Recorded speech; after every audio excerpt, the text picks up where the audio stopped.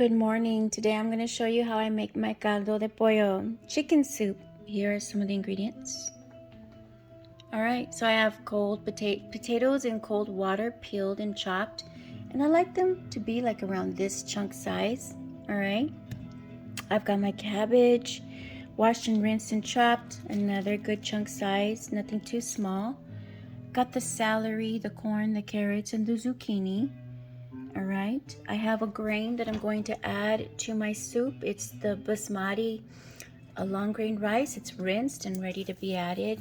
And then I've got some spices. Let's go over the spices. I've got some comino, cumin.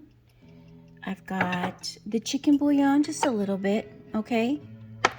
I've got the salt, of course, and then the ground pepper. We're going to be adding some aromatics. I've got some a bay leaf that I'll add to that. I've got my cilantro, fresh chopped oregano. All right, I've got garlic and onion. So to make a good soup, you need 4 major components, and it could be any kind of meat that you want. I'm going to be using chicken thighs, a section with skin and bone, because I believe that the skin renders a lovely velvety texture and flavor to the broth in the soup. It's better than the chicken bouillon, believe me, but I'm going to add that just in case. But I'm also going to add boneless chicken thighs and skinless chicken thighs. I have some picky eaters. The reason why you want bone in any kind of soup, let me tell you, especially if it's organic meat, is because the bone is what carries the vital nutrients and minerals that we need in our immune system.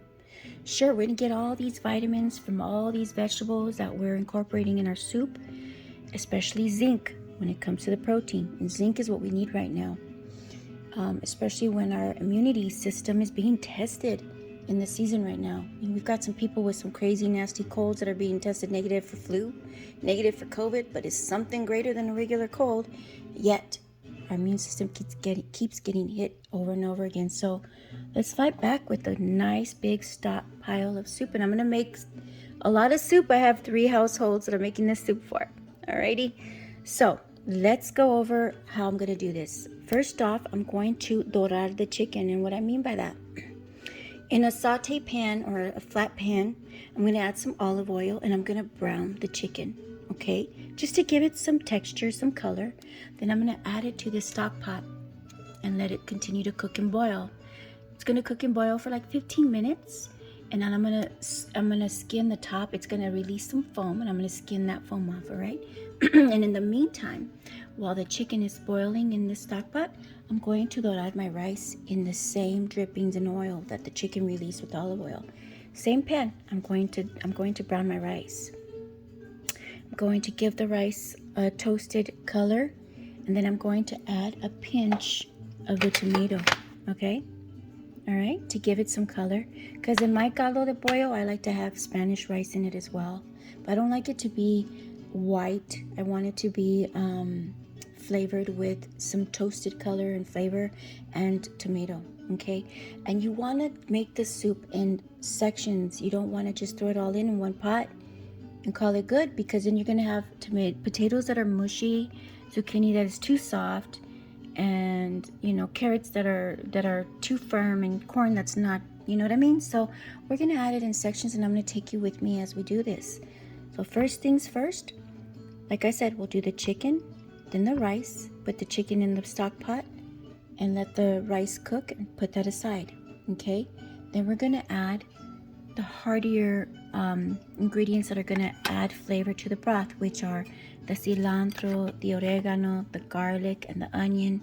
And it's gonna give this stock pot with water full of flavor, and the chicken's all gonna create this delicious medley, okay? And then we're gonna add the vegetables that take longer to cook. We can add the corn, we can add the carrots and the potatoes and the celery, okay? Then last but not least, we'll add the zucchini, because the zucchini doesn't take long to cook. But in between that time, in mid-time, we're going to add the rice, because the rice will take like 15 minutes. So it's kind of tricky, but I'll bring you with me. Alrighty? So let's get this started, and let's make some soup for our family, yeah? All right, be right back. Okay, so here we go. I've got my chicken. I've got my sartén right here. I'm gonna add some oil to that. All right, gonna let that, and we're gonna brown this chicken. I need to go get more oil. I'm always at the grocery store. Now you know why. I cook a lot. We use all the ingredients.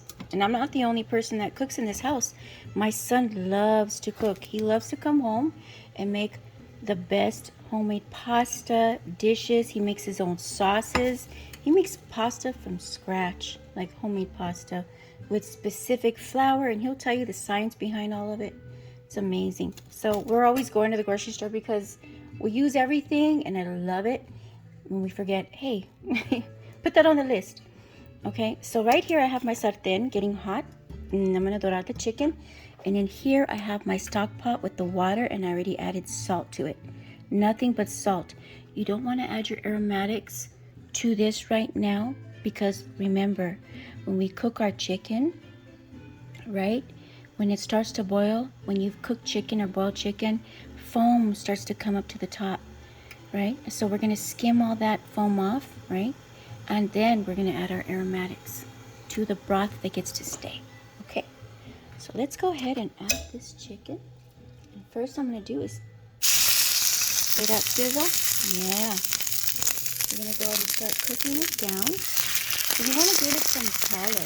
You know, it's not to cook the chicken.